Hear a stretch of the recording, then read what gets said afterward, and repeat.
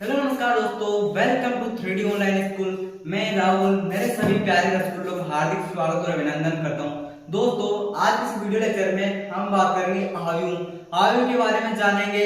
आयु की कोटि क्या होती है, आयु का क्रम क्या होता है, इन सब चीजों के बारे में आज आपसे चर्चा करने वाला हूँ।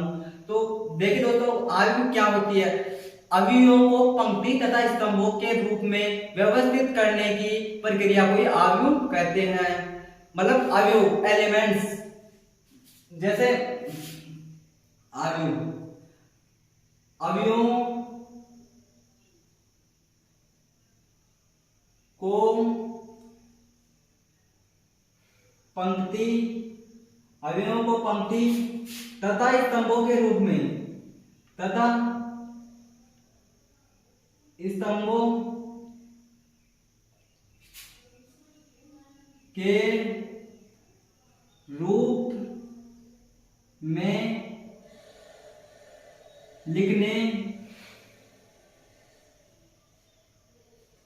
अवयवों को पंक्ति तथा स्तंभों के रूप में लिखने की प्रक्रिया को आयु कहते हैं।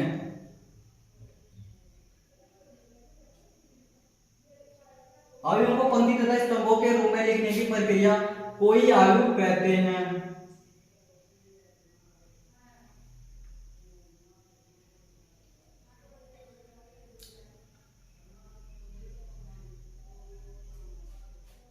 अवयवों को पंक्ति तथा स्तंभों के रूप में लिखने की प्रक्रिया को आयु कहते हैं। जैसे ये कि हमारे पास कोई आयु है और इसके अंदर अवयव है 7 3 2 6 4 1 0 9 8। इस आयु के अंदर जितने भी अवयव है ये सभी अवयव कहलाते हैं। यह आपको दिखाई दे रही है, ये सभी क्या है, अवयव। और जो हमारे पास ये टेढ़ी लाइनें हैं उनको हम बोलते हैं पंक्ति, मतलब रो। पंक्ति को इंग्लिश में बोलते हैं रो, आर। तो ये हमारे पास पहली पंक्ति, ये दूसरी पंक्ति R2 और ये तीसरी पंक्ति R3। उसी प्रकार सीधी लाइनों को हम बोलते हैं कॉलम, मतलब स्तंभ। उसको हम बोलेंगे C1, दूसरे स्तंभ को C2 और तीसरे स्तंभ को C3। ये तो हमने बात कर ली कि पंक्ति और स्तंभ की। आड़ी लाइनों को तो पंक्ति बोलते हैं और खड़ी लाइनों को स्तंभ बोलते हैं। और जो इस आयु में जितने भी अवयव है, मतलब जितने भी अंग है, उनको हम बोलते हैं अवयव। अब पॉइंट है कि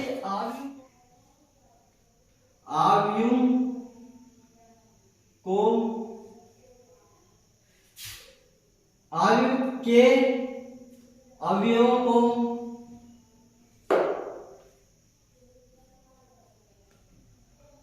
इस वाले सर्किट में या इस वाले सर्किट में या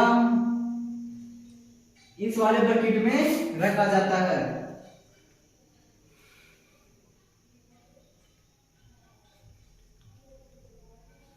आयु के अवयवों को इस वाले सर्किट में, इस वाले में और इस वाले में रखा जाता है, मतलब व्यवस्थित किया जाता है। और एनसीईआरटी सिलेबस के अनुसार हमारे यही सर्किट ज्यादा काम आएगा, ये वाले सर्किट काम नहीं आएंगे। और हमारे पास सेकंड पॉइंट है कि आयु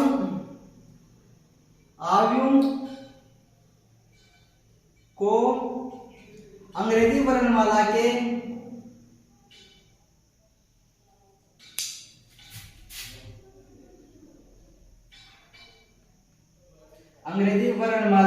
के बड़े अक्षरों द्वारा दर्शाया जाता है, मतलब कैपिटल अक्षरों द्वारा दर्शाया जाता है। आयु को अंग्रेजी वर्णमाला के कैपिटल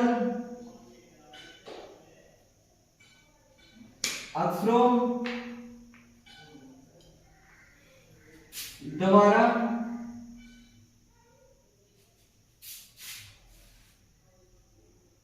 प्रदर्शित किया जाता है।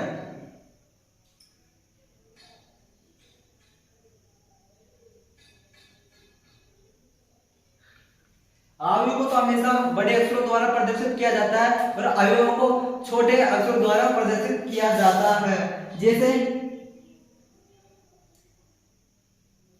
ये रहा हमारे पास बड़ा ए, बी, सी और dash dash dash, X, Y और जेड। जेड तक हम बड़े अक्षरों द्वारा दर्शाते हैं। अब हम बात करते हैं आगे की। हमारे पास अब पॉइंट है कि ये आई जे, ये आई और ये जे। मैं ए आई जे के पास गया और इससे पूछा कि तू कौन है रे, तो इसने बताया कि सर मैं आई वी पंक्ति व जे वी स्तंभ का अवयव हूं। मतलब आई वी पंक्ति व जे वे स्तंभ का अवयव हूं।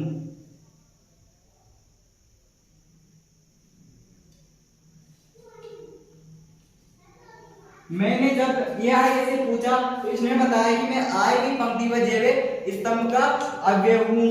जैसे कि माना कि ये 1 3 मतलब पहली पंक्ति और तीसरा स्तंभ। जैसे ये 2 1 दूसरी पंक्ति पहला स्तंभ और यहाँ पे ये 3 1 तीसरी पंक्ति और पहला स्तंभ। आपको एक क्रम याद रखना है, आर गुणा सी। इसको गुणा नहीं पढ़ना है, इसको बाय पढ़ना है, मतलब आर बाई सी। इसमें नाम याद रखने ट्रिक भी है हमारे पास, राहुल चौधरी।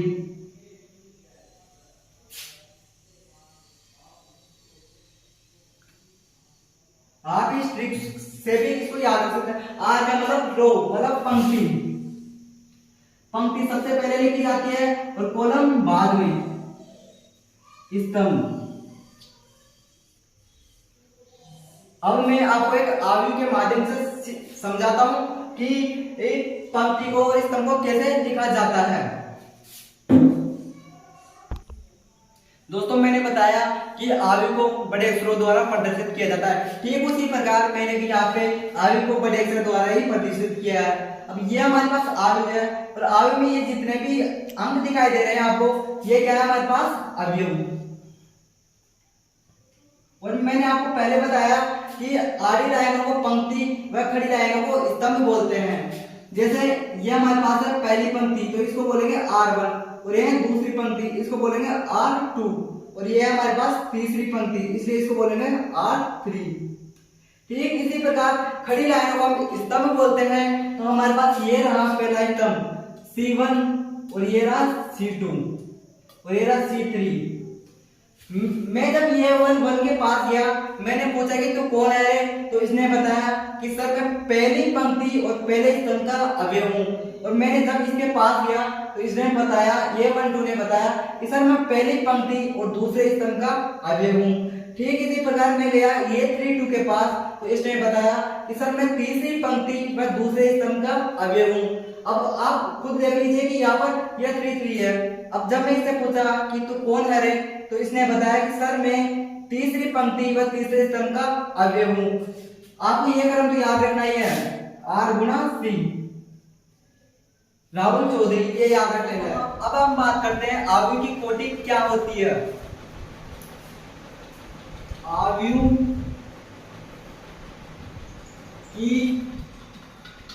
कोटि, इसको हम क्रम भी बोल सकते हैं। और अगर आप इंग्लिश मीडियम स्टूडेंट हो तो आप ऑर्डर बोल सकते हैं इसको, ऑर्डर। आयु की कोटि या क्रम हमेशा आर गुणा सी होता है, मतलब आर बाई सी होता है। आपको कुछ याद नहीं रखना, बस राहुल चौधरी याद कर लेना, मेरा नाम याद कर लेना, आपको समझ में आ जाएगा अच्छे तरीके से। अब हम ज्ञात करते हैं अवयवों की संख्या। अवयवों की संख्या कैसे ज्ञात करते हैं, हमारा पॉइंट है अवयवों की संख्या।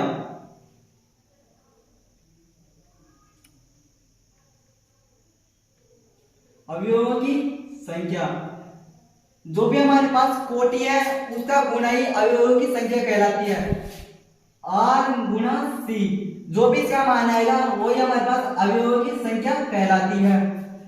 और आपने यहाँ पे ये भी देख लिया होगा कि आर का मतलब क्या होता है, पंक्ति,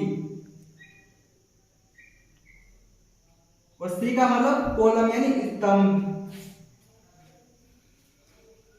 हमने अभी तक यह देखा कि अवयव की कोटि क्या होती है, अवयवों की संख्या कैसे ज्ञात करते हैं, और आर का मतलब पंक्ति होता है, सी का मतलब स्तंभ होता है। अवयव की कोटि हमेशा आर गुना सी होती है। दोस्तों मैं आपके लिए लेकर आया हूँ एक चटनी, मतलब एक पर्सन। आप इस पर्सन को बहुत हार्ड समझेंगे और आप इस पर्सन माला को भी बहुत हार्ड समझेंगे, लेकिन आप जितना सोचते हैं उतने हार्ड भी नहीं है, बिल्कुल इजी है। इससे आसान तो कोई विषय ही नहीं हो सकता, मैथ से आसान तो कोई विषय ही नहीं हो सकता। अगर आप हार्ड बोलते हो तो आप झूठ बोल रहे हो, ये तो पक्का है। तो चलिए शुरुआत, यदि अवयव ये बराबर ये मैं अवयव दे रखी है तो सबसे पहले हमको बतानी कोटि। तो आप सीधे जाओ राहुल चौधरी के पास और उससे पूछो कि अवयव की कोटि क्या होती है, तो आर गुना सी।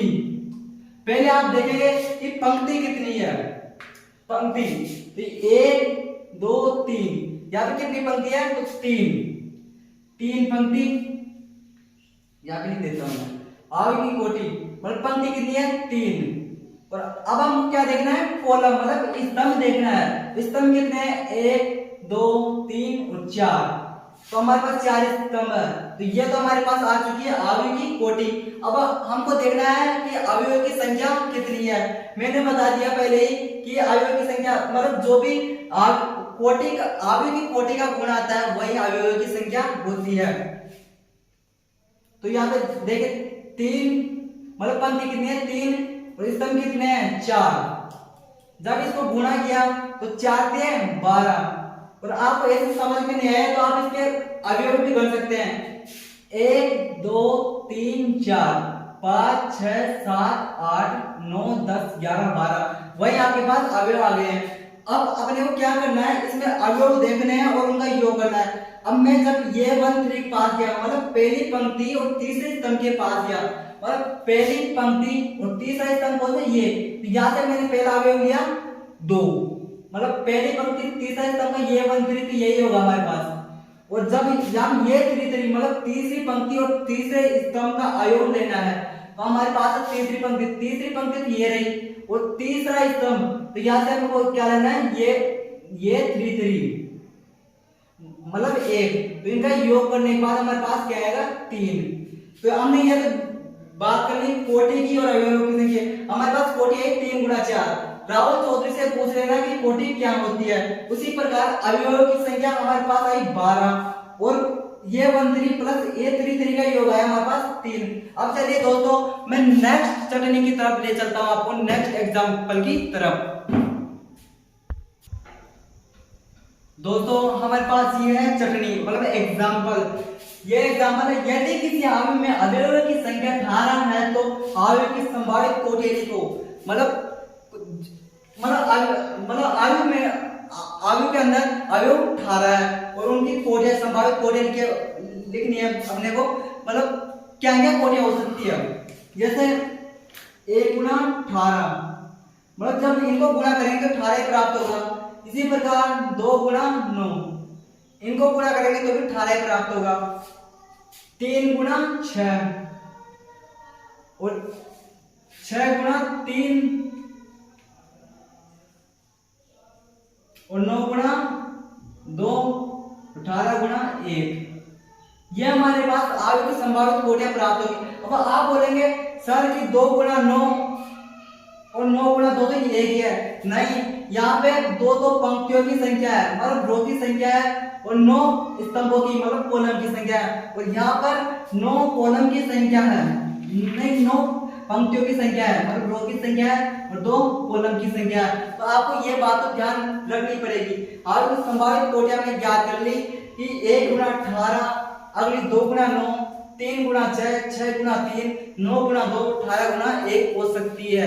अब मैं आपको एक और चटनी देता हूं और आप देखना कि वो चटनी आपको तीखी लगती है या आसान लगती है। दोस्तों हमारे पास अगला प्रश्न है कि यदि किसी अवयव में अवयवों की संख्या 13 है तो अवयव की संभावित कोटियां लिखो। अब संभावित कोटियां लिखनी है तो आगे की कोटियां हमारे पास क्या क्या हो सकती है, एक गुणा 13, 13 गुणा 1, और इससे ज्यादा किसी भी संख्या को गुणा करो तो 13 में प्राप्त नहीं हो सकता। ये को 13 से गुणा करेंगे तो 13 ही प्राप्त होगा, 13 को 1 से गुणा करेंगे तो 13 ही प्राप्त होगा। अब आप बोलेंगे कि सर ये दोनों तो हमें एक जैसे दिखाई दे रहे हैं, नहीं, यहाँ पे एक तो है पंक्तियों की संख्या, यहाँ पे एक तो है पंक्ति, और यहाँ पे 13 है स्तंभ, और यहाँ पर 13 है पंक्ति, और यहाँ पर एक है स्तंभ। तो दोस्तों आज हमारा वीडियो लेक्चर यहीं समाप्त होता है। ऐसे ही अमेजिंग वीडियोस को और अधिक पसंद करने के लिए हमारे YouTube चैनल को लाइक करें, सब्सक्राइब करें। Thank you.